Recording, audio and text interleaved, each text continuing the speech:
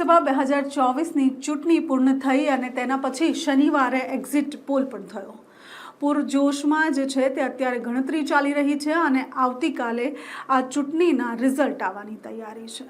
એક તરફ 400 પારના નારા સાથે ભારતીય જનતા પાર્ટી ખૂબ જોશમાં છે અને કહી રહી છે કે આ વખતે ફરી એકવાર દેશની બાગડોર પ્રધાનમંત્રી નરેન્દ્ર મોદીના હાથમાં જ આવવાની શક્યતા છે।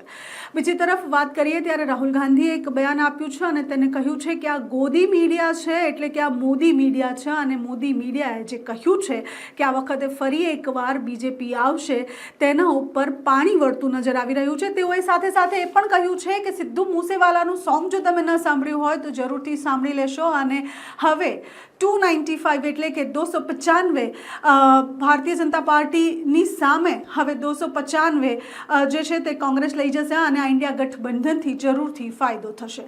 તેની સાથે અરવિંદ કેજરીવાલની વાત કરીએ તો અરવિંદ કેજરીવાલ ફરી એકવાર તિહાડ પહોંચ્યા છે।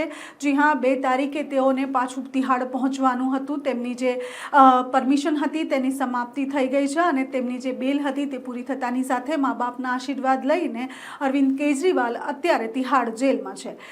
વાત કરીએ જ્યારે એક્ઝિટ પોલની, ત્યારે બધી ચેનલો દ્વારા જે એક્ઝિટ પોલ કરવામાં આવ્યું હતું તે સમયે એક્ઝિટ પોલના આંકડા કંઈક આ રીતે છે, તેના ઉપર નજર કરીશું।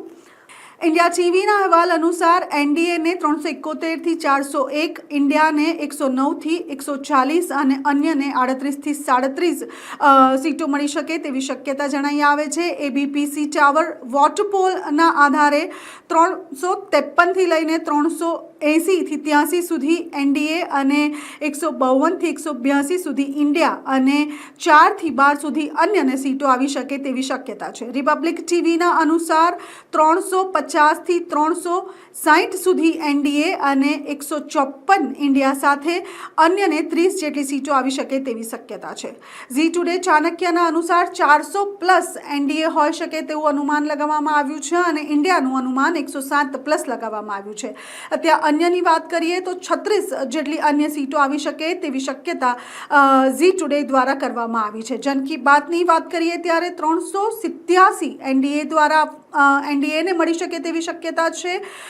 ઇન્ડિયાને 151 અને અન્યને 15 સીટો મળી શકે તેવી શક્યતા કહેવામાં આવી રહી છે।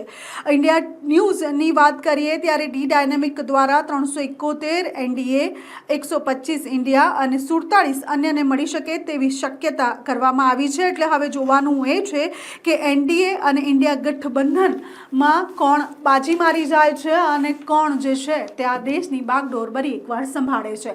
પ્રધાનમંત્રી નરેન્દ્ર મોદી હાલ વિશાખાપટ્ટનમ છે અને વિશાખાપટ્ટનમ તેઓ ધ્યાનમાં મગ્ન છે। તે વખતે હવે જોવાનું એ છે કે તેમનું ધ્યાન ક્યારે ખુલે છે અને તેની સાથે આવતીકાલે દેશભરમાં કોણ જીતે છે અને કોણ હારે છે।